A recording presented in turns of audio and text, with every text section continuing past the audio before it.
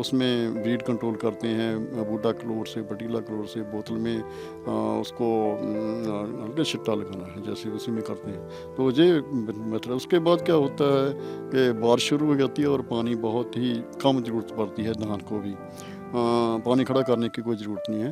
पानी कब थोड़ा सा ज़्यादा देना पड़ेगा जब वो आ जाएगा फ्लावरिंग स्टेज पर, तो उस वक्त पानी खड़ा करने की ज़रूरत नहीं, सिर्फ उसमें भी नमी चाहिए।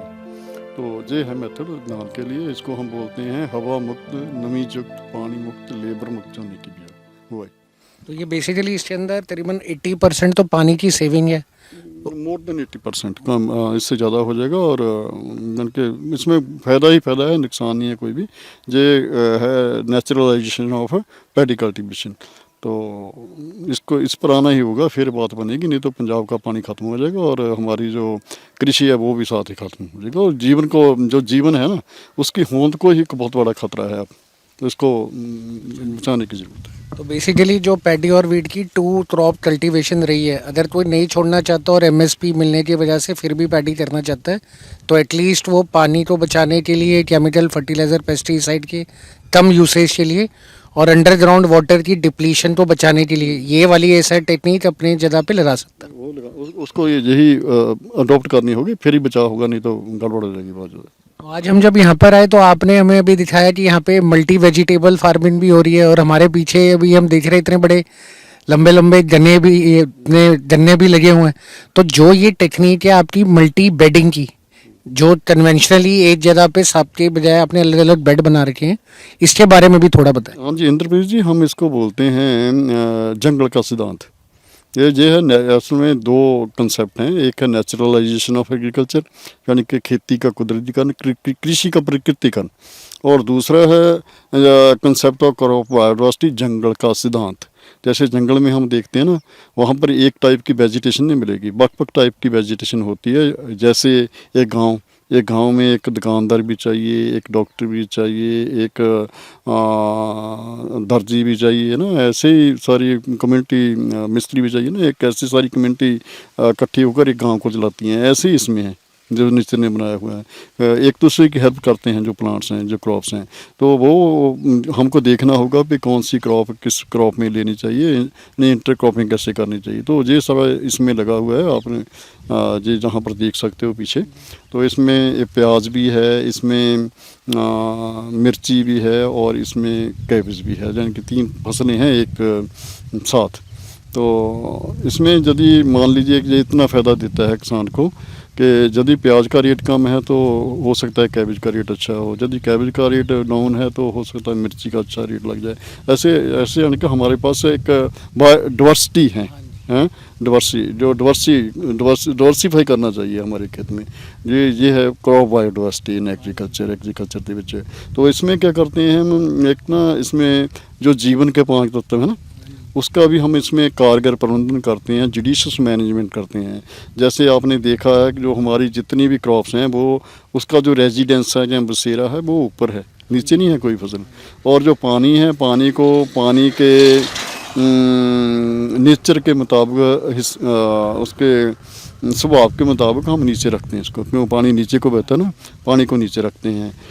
ये है एक किस्म का जो ड्राइव किया है। जैसे डेवलपमेंट ऑफ फूड सिविलाइजेशन की बात है, जैसे बड़े बड़े शहर हैं, वो नदियाँ दराज, जो बड़ी बड़ी नदियाँ हैं उनके किनारों पर हैं, यानी कि जीवन वहाँ पर है जहाँ पर पानी है ना, और उसका जो बसेरा है वो ऊपर है। तो ऐसे ही इसका भी रेजिडेंस ऊपर रखा जाता है और पानी को पानी के स्वभाव के मुताबिक नीचे रखा जाता है। तो फिर क्या होता है कि इसमें हमको बाहर से ना केमिकल फर्टिलाइज़र वो देने नहीं पड़ेंगे, या अननेचुरल सपोर्ट नहीं देनी पड़ेगी कोई भी। जो नेचुरल सिस्टम है ना, प्रोड्यूसर्स, कंज्यूमर्स एंड डीकम्पोजर्स का, वो जहाँ पर बड़े बाखूबी चलता रहेगा।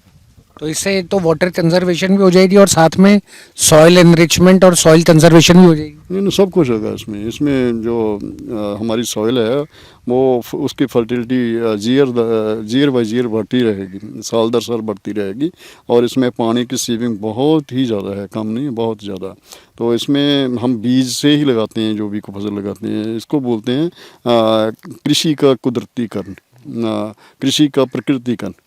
तो खेती का कुदरतीकरण, नेचुरलाइजेशन ऑफ एग्रीकल्चर, ये कंसेप्ट को लाना होगा। तो फिर जो हमारी किसानी है वो आर्थिक पक्ष से भी मजबूत होगी, फाइनेंशियली साउंड हो जाएगी, और जो हमारे नेचुरल रिसोर्सेज है वो भी कंजर्वेशन हो जाएगी, और जो हमें भोजन मिलेगा वो भी जहर मुक्त मिलेगा। अब जो मिल रहा है वो सारा जहर युक्त है।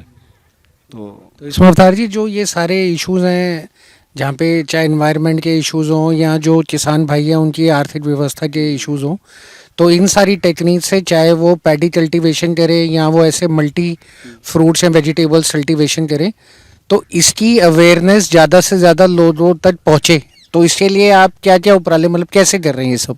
ये इंद्रप्रीत जी बहुत से उनके सोशल मीडिया हैं, बहुत से ढंग तरीके हैं। जैसे सोशल मीडिया हैं, प्रिंट मीडिया है, फिर हम सेमिनार वगैरह लगाते हैं, और लाइव डेमो जो है वहाँ पर, जैसे हमारा जो फार्म है वर्क फार्म यहाँ पर और कुलथुम में भी हैं, वहाँ पर हमने एक हफ्ते में एक रोज़ जैसे बुधवार हमने रखा हुआ है। और वो जो किसान लोग हैं वो फ्राम यानी कि कंट्री का कोई भी स्टेट हो वहाँ से आते हैं, और पंजाब से भी बहुत लोग आते हैं, आउट ऑफ स्टेट भी काफ़ी लोग आते हैं। तो बुधवार रखा हुआ है जो वहाँ पर 10 बजे से पहले पहुँचना पड़ता है, और हम यहाँ पर सारा यहीं पर इसको बोलते हैं हम कृषि सत्संग, खेती सत्संग बोलते हैं।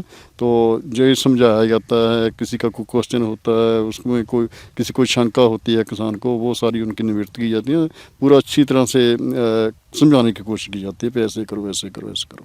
तो जो छोटे फार्मर्स हैं 1 या 2 एकड़ वाले स्मॉल मार्जिनल, तो बड़े सारे एनआरआईज बाहर हैं जिनके पास 50-50, 100-100 किले हैं, तो उन तक ये बात कैसे पहुँचे और क्या मैसेज आप उनको देना चाहेंगे कि किस तरीके से वो यहाँ पर जो उनकी फैमिली मेम्बर्स हैं या जिन लोगों को उन्होंने दे रखा है उन लोगों को वो क्या समझाए कि किस तरीके से इसके अंदर वो आपसे जुड़ सकें?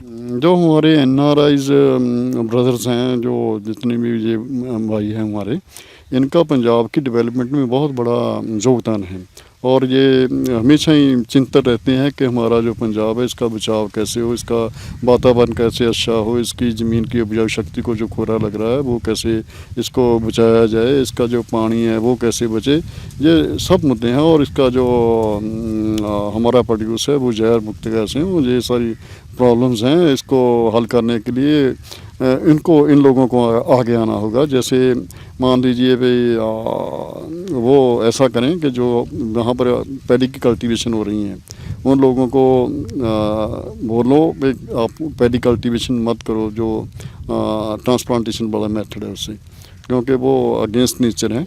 तो पानी हमारा बहुत ज़्यादा उससे बर्बाद हो रहा है, आप सब लोग दे रहे हैं पानी, बहुत वाटर टेबल नीचे चलेगा और प्रदूषित भी हो गया, पोल्यूट भी हो गया।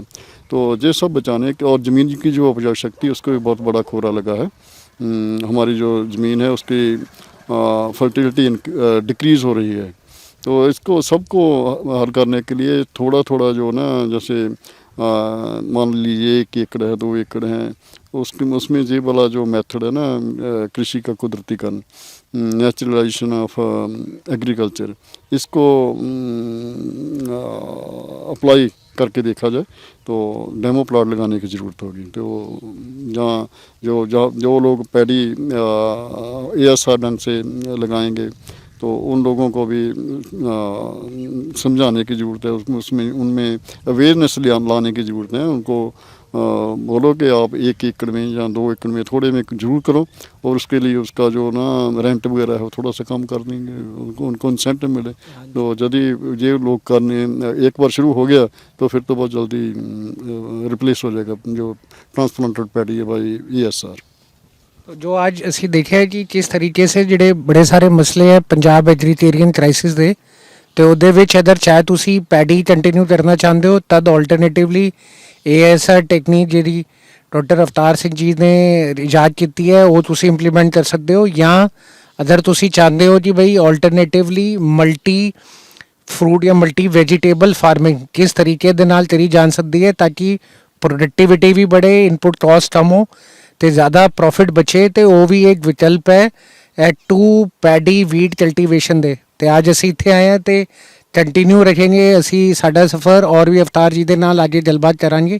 ਤੇ ਅੱਜ ਦੇ ਲਈ ਇਤਨਾ ਹੀ। ਵਾਹਿਗੁਰੂ ਜੀ ਦਾ ਖਾਲਸਾ, ਵਾਹਿਗੁਰੂ ਜੀ ਕੀ ਫਤਿਹ। बहुत बहुत धन्यवाद।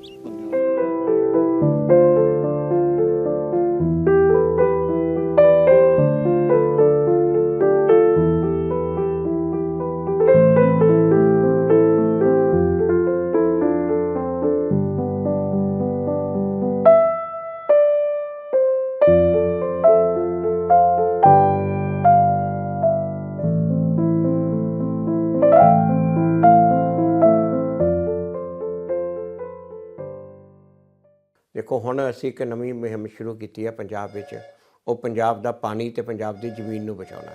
ਜੇਕਰ ਇਸੇ ਹਾਲਤ ਨਾਲ ਅਸੀਂ ਖੇਤੀ ਕਰਦੇ ਰਹੇ, ਆਈ ਉਹ ਝੋਨਾ ਬੀਜਦੇ ਰਹੇ ਇਹ ਕੱਦੂ ਤਰੀਕੇ ਨਾਲ, ਤੇ 25 ਸਾਲ ਦੇ ਵਿੱਚ ਪੰਜਾਬ ਦੀ ਜ਼ਮੀਨ ਬੰਜਰ ਹੋ ਜਾਣੀ ਹੈ।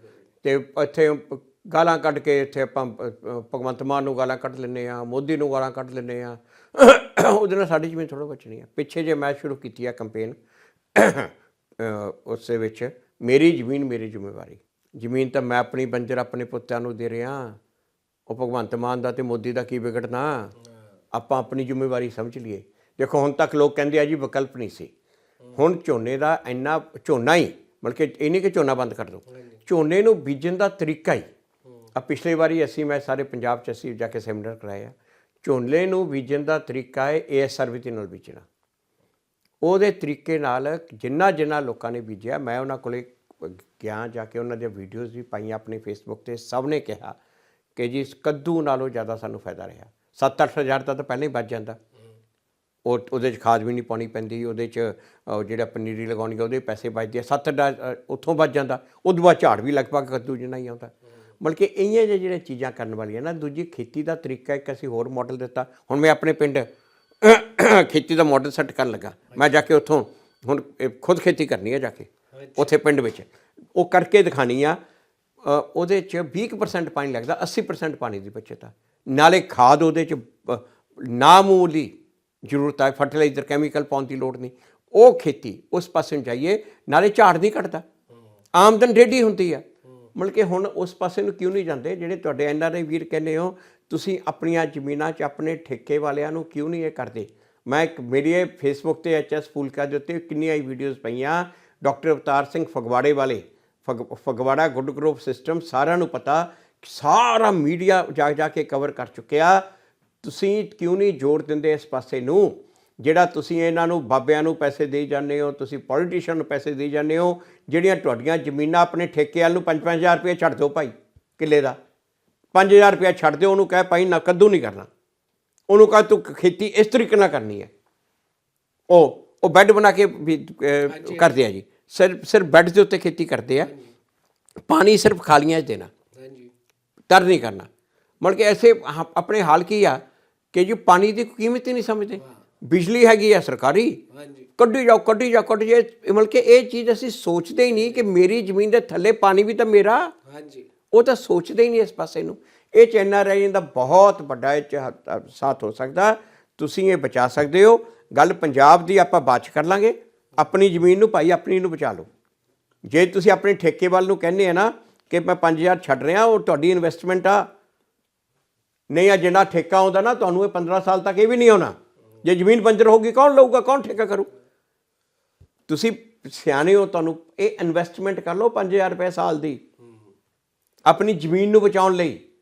ਉਹ ਜ਼ਮੀਨ ਨੂੰ ਕੌਡੀਆਂ ਦੀ ਨਾ ਕਰ ਲਿਓ, ਆਪਣੀ ਜ਼ਮੀਨ ਨੂੰ ਬਚਾਓ। ਪੰਜਾਬ ਆਪੇ ਬਚ ਜੂਗਾ। ਆਪਣੀ ਜ਼ਮੀਨ ਨੂੰ ਬਚਾਓ। ਸਾਰੇ ਸੋਚੋ, ਮੈਂ ਆਪਣੀ ਜ਼ਮੀਨ ਦਾ ਪਾਣੀ, ਆਪਣਾ ਪਾਣੀ ਮੈਂ 80% ਸੇਵ ਕਰਨਾ। ਠਾਣ ਲਓ ਅੱਜ, ਆਪਣੀ ਜ਼ਮੀਨ ਨੂੰ ਮੈਂ ਬਚਾਉਣਾ, ਆਪਣੀ ਨੂੰ ਬਚਾ ਲਓ।